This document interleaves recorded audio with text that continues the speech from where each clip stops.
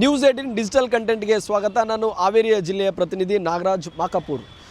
ಬಡವರಿಗೆ ಸೂರನ್ನು ಕಲ್ಪಿಸಿಕೊಡುವ ನಿಟ್ಟಿನಲ್ಲಿ ಸರ್ಕಾರ ಸಾಕಷ್ಟು ಯೋಜನೆಗಳನ್ನು ಜಾರಿಗೆ ತೆಗೆದುಕೊಂಡು ಬರ್ತದೆ. ಆದರೆ ಯೋಜನೆಗಳು ಕೂಡ ಸಕಾಲಕ್ಕೆ ಅನುಷ್ಠಾನಗೊಳ್ಳದೆ ಕೂಡ ಸಾಕಷ್ಟು ದುಸ್ಥಿತಿಗೆ ತಲುಪಿರ್ತಕ್ಕಂಥ ಪ್ರಕರಣಗಳು ಕೂಡ ಸಾಕಷ್ಟು ಬೆಳಕಿಗೆ ಬಂದಿರತಕ್ಕಂಥದ್ದು. ಅದರಂತೆ ಹಾವೇರಿ ನಗರಸಭಾ ವ್ಯಾಪ್ತಿಯಲ್ಲಿ ಕೂಡ G+ ಮನೆಗಳನ್ನು ನಿರ್ಮಾಣ ಮಾಡುವ ಸಲುವಾಗಿ ರಾಜೀವ್ ಗಾಂಧಿ ವಸತಿ ನಿಗಮದಿಂದ ಕೂಡ 1112 ಮನೆಗಳನ್ನು ಮಂಜೂರನ್ನು ಮಾಡಲಾಗಿತ್ತು. ಆದರೆ ಈ ಕಾಮಗಾರಿ ಆರಂಭದಲ್ಲೇ ಕೂಡ ಕಳಪೆಯಾಗಿದೆ ಎಂಬ ಆರೋಪ ಸದ್ಯಕ್ಕೆ ಕೇಳಿ ಬಂದಿರತಕ್ಕಂಥದ್ದು. ಪ್ರಮುಖವಾಗಿ ಹಾವೇರಿ ನಗರ ಹೊರವಲಯದಲ್ಲಿರ್ತಕ್ಕಂಥ ಶಿವದೇವಪುರ ಆಗಿರ್ಬೋದು ಮತ್ತು ನಾಗೇಂದ್ರಮಟ್ಟಿ ಎಂಬಲ್ಲಿ ಕೂಡ 1112 ಮನೆಗಳನ್ನು ಮಂಜೂರನ್ನು ಮಾಡಲಿಕ್ಕೆ ಈಗಾಗಲೇ ಕಾಮಗಾರಿಗಳು ಕೂಡ ಪ್ರಾರಂಭವಾಗಿತ್ತು. ಆದರೆ ಸ್ಥಳೀಯ ನಿವಾಸಿಗಳಾಗಿರ್ತಕ್ಕಂಥ ಶಕ್ತಿಕುಮಾರ್ ಎಂಬುವರು ಕೂಡ ಈ ಕಾಮಗಾರಿಯ ಬೇರೆ ಬೇರೆ ಹಂತಗಳಲ್ಲಿ ಕೂಡ ಕಳಪೆಯಾಗಿದೆ ಎಂಬ ದೂರನ್ನು ಲೋಕಾಯುಕ್ತ ಅಧಿಕಾರಿಗಳಿಗೆ ಸಲ್ಲಿಸಿದರು.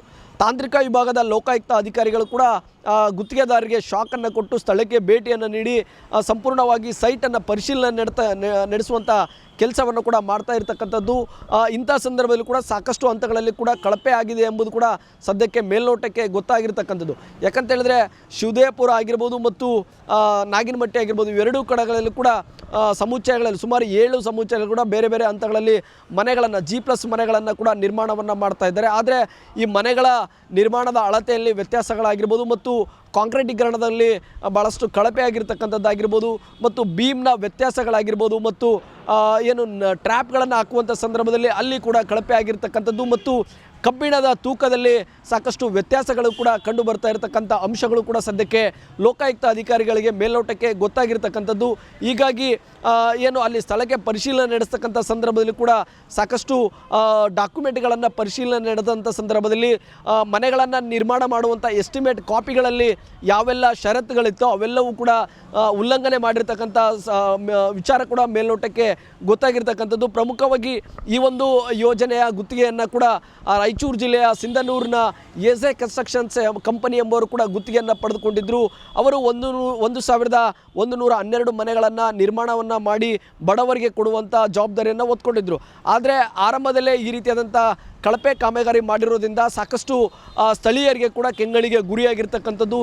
ಯಾಕಂತ ಹೇಳಿದ್ರೆ ಸರ್ಕಾರ ಕೋಟ್ಯಾಂತರ ರೂಪಾಯಿ ಖರ್ಚನ್ನು ಮಾಡಿ ಬಡವರಿಗೆ ಮನೆಯನ್ನು ಕಟ್ಟಿಕೊಡ್ಬೇಕಂತೇಳಿ ಕೂಡ ಒಂದು ಉದ್ದೇಶದಿಂದ ಮನೆ ನಿರ್ಮಾಣ ಮಾಡಲಿಕ್ಕೆ ಯೋಜನೆಗಳನ್ನು ಕೂಡ ರೂಪಿಸಿದಂಥ ಸಂದರ್ಭದಲ್ಲಿ ಸುಮಾರು 67 ಕೋಟಿ ರೂಪಾಯಿ ಈ ಯೋಜನೆಯನ್ನು ಮಂಜೂರನ್ನು ಮಾಡಿತ್ತು. ಮತ್ತು ಆರಂಭದಲ್ಲೇ ಈ ರೀತಿಯಾದಂಥ ಕಳಪೆ ಕಾಮಗಾರಿಗಳು ಮಾಡುವುದರಿಂದ ಈ ಮನೆಗಳು ಎಷ್ಟರ ಮಟ್ಟಿಗೆ ತಾಳಿಕೆ ಬರ್ತದೆ ಎಂಬುದು ಕೂಡ ಪ್ರಶ್ನೆಯಾಗಿ ಉದ್ಭವಗೊಂಡಿರ್ತಕ್ಕಂಥದ್ದು.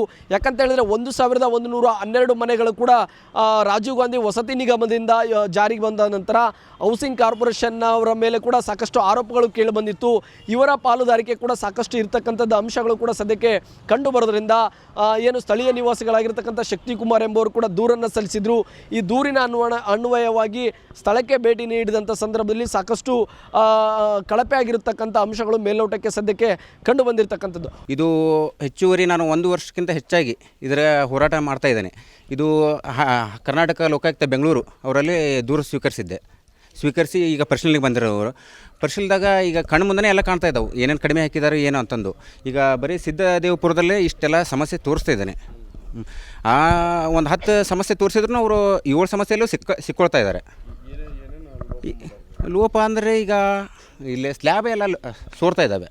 ಹೋದ ವರ್ಷದ ವಿಡಿಯೋ ತೋರಿಸ್ತೇನೆ ನಿಮಗೆ. ಈಗ 2.5 ವರ್ಷದಿಂದನೂ ಸ್ಟೀಲ್ ನಿಂತಿದೆ. ಸ್ಟೀಲ್ 2 ವರ್ಷದಿಂದ ಬಾಳಿಕೆ ಯಾವ ರೀತಿ ಬರುತ್ತೆ ಅದಕ್ಕೆ ಟ್ರೀಟ್ಮೆಂಟ್ ಕೊಡ್ತೇನೆ ಅಂತಾರೆ. ಅದೇನು ಮನುಷ್ಯರ ಟ್ರೀಟ್ಮೆಂಟ್ ಕೊಡಲಿಕ್ಕೆ? ಅದು ಏನಿಲ್ಲ. ಈಗ ಸ್ಲ್ಯಾಬು ಎಲ್ಲ ಮಾಡಿದಂಥವನ್ನ ಎಲ್ಲ ಬಿಚ್ಕೊಂಡು ಬೀಳ್ತಾ ಇದ್ದಾವೆ, ಪ್ಲಾಸ್ಟರ್ ಮಾಡಿದಂಥವು.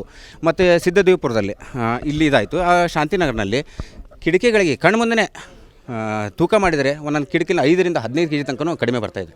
ಕಣ್ಣು ಮುಂದೆ ನೀವು ಬರ್ರಿ ಎಲ್ಲರೂ ಪ್ರತ್ಯಕ್ಷವಾಗಿ ನೋಡೋಣ. ಮತ್ತು ಅದೇನಾದರೂ ಕಿಟಕಿ ಕುಂದಿರ್ಸಿರ್ತಾರಲ್ಲ ಅದನ್ನ ಬೇಕಾ ಒಡೆದು ಅದು ಕನಿಷ್ಠ ಒಂದು 32-33 kg ಇರಬೇಕು ಅನ್ನೋದು ಇದೆ ರೀ ಆ ಎಸ್ಟಿಮೇಟ್ನಲ್ಲಿ. ಅದನ್ನೆಲ್ಲ ನೋಡೋಣ ಅಂತ್ರಿ. ಈಗ ತೋರಿಸ್ತಾನೆ. ಹ್ಞೂ ರೀ, ಕಡಿಮೆ ಪ್ರಮಾಣ ಹಾಕ್ತಾಯಿದ್ದಾರೆ ರೀ. ಹೆಚ್ಚು ಕಡಿಮೆ 2 kgಯಿಂದನೂ ಒಂದು 10-15 kgವರೆಗೂ ಕಡಿಮೆ ಹಾಕ್ತಾಯಿದ್ದಾರೆ. ನಾನು ಬರೀ ಕಿಟಕಿಗೆ ಹೇಳ್ತಾ ಇದ್ದೀನಿ. ಕಿಟಕಿಯಲ್ಲಿ ಕಣ್ಮುಂದೆ ಕಾಣ್ತಂದ್ರೆ ಇವರೆಲ್ಲ ಸ್ಲ್ಯಾಬಿಗೆ ಬುನಾದಿಂದನೇ ಏನು ಹಾಕ್ತಾಯಿದ್ದಾರೆ ಇವರು? ಅರ್ಥ ಆಗ್ತಾಯಿಲ್ಲ ಇದು. ಇದು 67 ಕೋಟಿ ಯೋಜನೆ ರೀ.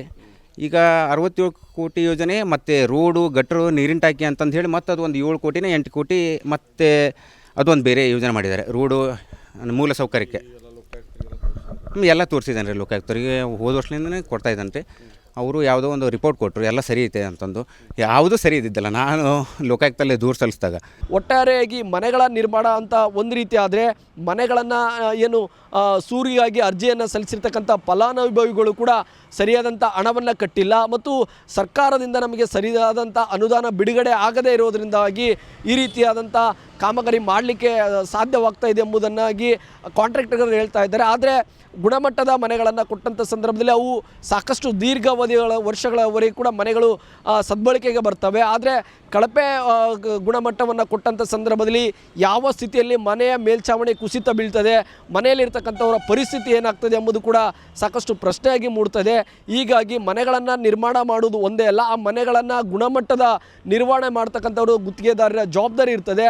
ಆ ಜವಾಬ್ದಾರಿಯನ್ನು ಎಲ್ಲೋ ಒಂದು ಕಡೆ ಗುತ್ತಿಗೆದಾರರು ಮರೆತ್ರ ಎಂಬ ಪ್ರಶ್ನೆ ಕೂಡ ಸದ್ಯಕ್ಕೆ ಮೂಡ್ತಾ ಇರತಕ್ಕಂಥದ್ದು. ಅಲ್ಲ, ತಮಗಿರುತ್ತಲ್ಲ ಸರ್, ನಮಗೆ ಇವ್ರು ಏನು ಹೇಳಿದ್ರು, ಇವ್ರು ಬರ್ತಿದ್ದೀವಿ ಇವತ್ತು ಅಂತ ಹೇಳಿದ್ರು ಸರ್. ಸೊ ಅದ್ರ ಪ್ರಕಾರ ನಾನು ಇಲ್ಲಿ ಬಂದಿದ್ದೀನಿ. ಸೊ ನಿಮ್ಮ ಥರ ನಾನು ಇಲ್ಲಿ ನೋಡೋಕೆ ಬಂದೀನಿ ಸರ್. ಇವಾಗ ಒಂದು ಸರಿ ಇನ್ಸ್ಪೆಕ್ಷನ್ ಆದಮೇಲೆ ಎಲ್ಲರಿಗೂ ಗೊತ್ತಾಗುತ್ತೆ ಸರ್. ಏನು ಸರ್ ಸರ್ ದೂರ ಅವ್ರು ಆ್ಯಕ್ಚುಲಿ ಏನು ಮಾಡಿದ್ರು ಅಂದರೆ ಡಿಪಾರ್ಟ್ಮೆಂಟಿಗೆ ಕೊಟ್ಟರು ಸರ್, ನಮಗೆ ಕೊಟ್ಟಿಲ್ಲ. ನನಗೆ ಗೊತ್ತಿಲ್ಲ ಸರ್ ಅದ್ರ ಬಗ್ಗೆ. ಕಳಪೆ ಆಗೈತಿ ಅಂತ ಹೇಳ್ತಾ ಇದ್ದಾರೆ. ಯಾರು ಸರ್? ಮುಗಿಲ್ಲ ಸರ್, ಮೊದಲು ಇನ್ಸ್ಪೆಕ್ಷನ್ ಮುಗಿಲ್ಲ, ತಮಗೂ ಗೊತ್ತಾಗುತ್ತೆ. ಕಾಂಪ್ಲೆಕ್ಸ್ ಸ್ಟ್ರಕ್ಚರ್ ಇದು beneficiary linked project. So beneficiary ಯಾವಾಗ ದುಡ್ಡು ಕೊಡ್ತಾರಲ್ಲ ಸರ್, ಆವಾಗ ದುಡ್ಡು ಬರ್ತಾ ಇರುತ್ತೆ ಸರ್. ಸೊ ಬೆನಿಫಿಷರಿ ಏನಪ್ಪ, ಹಾವೇರಿ ಲೆವೆಲಲ್ಲಿ ಇನ್ನೂ ಕಟ್ತಾ ಇದ್ದಾರೆ ದುಡ್ಡನ್ನು. ಸೊ ಕಟ್ದಂಗೆಲ್ಲ ಮುಗಿಸ್ತೀವಿ ಸರ್. ಒಂದು ಮನೇನ ನಾವು ಕಟ್ತಿರೋದು ಎಷ್ಟಪ್ಪ ಅಂದರೆ 5,70,000 ರೂಪಾಯಿಗೆ. ಅಂಥವೆಷ್ಟದವು ಅಂದರೆ 1,112 ಮನೆ ಅನ್ನೋದು ಸರ್ ಇಲ್ಲಿ. ಸೊ ಅದ್ರ ಪ್ರಕಾರ ನೀವೇ ಲೆಕ್ಕ ಹಾಕ್ಬಿಟ್ರೆ ಸರ್ ಎಷ್ಟಾಗುತ್ತೆ ಅಂತೇಳಿ. GST ಪ್ಲಸ್ ಅದಕ್ಕೆ 17% GST ಬರುತ್ತೆ ಸರ್. ಆ್ಯಕ್ಚುಲಿ ಆ ಕಡೆ ಮಾಡೋಕತ್ತೀವಲ್ಲ ಸರ್, ಹಾಗಾಗಿ ಇಲ್ಲಿ ಒಂದು ಸ್ವಲ್ಪ ಮಳೆಗಾಲಲ್ಲಿ ಮಾಡೋಕ್ಕಾಗಲ್ಲ ಸರ್ ಇಲ್ಲಿ, ಯಾಕಂದರೆ ಮಳೆಗಾಲ ಇರೋದ್ರಿಂದ sir. Actually sir, as per civil construction standard ಪ್ರಕಾರ ಏನೇನು ಅದಕ್ಕೆ ಕರೆಕ್ಷನ್ ಮೆಜರ್ ತೊಗೋಬೇಕಲ್ಲ ಸರ್, ಆ ಕರೆಕ್ಷನ್ ಮೆಜರ್ ತೊಗೊಂಡೇ ಕಟ್ತೀವಿ ಸರ್. ನೀವು ಅಲ್ಲಿ ನಾಗೇಂದ್ರಮಟ್ಟಿ ಸೈಟಿಗೆ ಬರ್ತಿರಲ್ಲ ಸರ್, ಒಂದು ಫಿನಿಶ್ ಅಲ್ಲ, ಅಲ್ಲಿ ಒಂದು ಸಲ ಫಿನಿಶ್ ಮಾಡಿದ್ದನ್ನು ನೋಡ್ತಾರಲ್ಲ ಸರ್, ಅದೇ ಥರನೂ ಇವು ಫಿನಿಶ್ ಆಗ್ತವೆ ಸರ್. ಸರ್ ಇವಾಗ ಆಲ್ಮೋಸ್ಟ್ ನಾವಲ್ಲಿ 440 ಮನೆಯನ್ನು ಮಾಡ್ತಾ ಇದ್ದೀವಿ, ಅಷ್ಟು ಹ್ಯಾಂಡ್ ಓವರ್ ಮಾಡ್ತೀವಿ. ಒಟ್ಟಾರೆಯಾಗಿ G+ ಮನೆಗಳಲ್ಲಿ ಕೂಡ ಕಳಪೆ ಆಗಿರ್ತಕ್ಕಂಥ ಅಂಶ ಸದ್ಯಕ್ಕೆ ಗೊತ್ತಾಗಿರೋದ್ರಿಂದ ಲೋಕಾಯುಕ್ತ ಅಧಿಕಾರಿಗಳು ಕೂಡ ಸ್ಥಳವನ್ನು ಭೇಟಿ ನೀಡಿ ಪರಿಶೀಲನೆ ನಡೆಸಿದಂಥ ಸಂದರ್ಭದಲ್ಲಿ ಮುಂದಿನ ದಿನಗಳಲ್ಲಿ ಯಾವ ರೀತಿಯಾದಂಥ ಕ್ರಮಗಳನ್ನು ತೆಗೆದುಕೊಳ್ತಾರೆ, ಆ ಗುತ್ತಿಗೆದಾರರ ಮೇಲೆ ಯಾವ ರೀತಿಯಾದಂಥ ಕ್ರಮಗಳನ್ನು ತೆಗೆದುಕೊಳ್ತಾರೆ ಎಂಬುದು ಕೂಡ ಪ್ರಶ್ನೆಯಾಗಿ ಉಳಿದಿರ್ತಕ್ಕಂಥದ್ದು. ಮತ್ತು ಬೆಂಗಳೂರಿನಲ್ಲಿರ್ತಕ್ಕಂಥ ಈ ಗುತ್ತಿಗೆದಾರರು ಕೂಡ ಸಬ್ ಕಾಂಟ್ರಾಕ್ಟ್ಗಳನ್ನು ಕೊಡ್ತಾ ಬಂದಿರತಕ್ಕಂಥದ್ದು ಮತ್ತು ಅದನ್ನು ನಾವು ಮುಂದಿನ ಹಂತಗಳಲ್ಲಿ ಕೂಡ ಸರಿದೂಗಿಸ್ತೇವೆ ಅಂತ ಹೇಳ್ತಾ ಇದ್ದಾರೆ. ಆದರೆ ಮೇಲ್ಛಾವಣಿಯಲ್ಲಿ ಮಳೆಗಾಲ ಬಂದಂಥ ಸಂದರ್ಭದಲ್ಲಿ ಸಂಪೂರ್ಣವಾಗಿ ನೀರುಗಳು ಕೂಡ ಸೋರಿಕೆ ಆಗ್ತಾ ಇರತಕ್ಕಂಥದ್ದು ಮತ್ತು ಬೀಮ್ನ ಹಾಕುವಂಥ ಸಂದರ್ಭದಲ್ಲಿ ಅದರಲ್ಲಿ ಸಾಕಷ್ಟು ವ್ಯತ್ಯಾಸಗಳನ್ನು ಮಾಡ್ತಾ ಇರತಕ್ಕಂಥದ್ದು. ಸರ್ಕಾರ ಏನು ಕಬ್ಬಿಣವನ್ನು ಅಂಶವನ್ನು ಅಳವಡಿಕೆ ಮಾಡಬೇಕಾಗಿತ್ತು, ಆ ಕಬ್ಬಿಣದ ತೂಕದಲ್ಲಿ ಸಾಕಷ್ಟು ವ್ಯತ್ಯಾಸಗಳು ಕೂಡ ಕಂಡು ಬಂದಿರೋದ್ರಿಂದ ಸಾಕಷ್ಟು ಅನುಮಾನಗಳು ಕೂಡ ಸದ್ಯಕ್ಕೆ ಮೂಡ್ತಾ ಇರತಕ್ಕಂಥದ್ದು. ಮುಂದಿನ ದಿನಗಳಲ್ಲಿ ಲೋಕಾಯುಕ್ತ ಅಧಿಕಾರಿಗಳು ಯಾವ ಕ್ರಮವನ್ನು ತೆಗೆದುಕೊಳ್ತಾರೆ ಮತ್ತು ಕಳಪೆ ಕಾಮಗಾರಿ ಆಗಿರೋದರ ಗುತ್ತಿಗೆದಾರರ ಮೇಲೆ ಯಾವ ರೀತಿಯಾದಂಥ ಕ್ರಮಗಳು ಆಗ್ತದೆ ಎಂಬುದನ್ನು ಕಾದು ನೋಡಬೇಕಾಗಿದೆ. ನಿರ್ಭೀತ, ನಿಷ್ಪಕ್ಷಪಾತ, ವಿಶ್ವಾಸಾರ್ಹ ಸುದ್ದಿಗಳಿಗೆ ಮತ್ತೊಂದು ಹೆಸರಾಗಿರುವಂತ News18 ಕನ್ನಡ ಈಗ ಆಪ್ನಲ್ಲೂ ಲಭ್ಯವಿದೆ.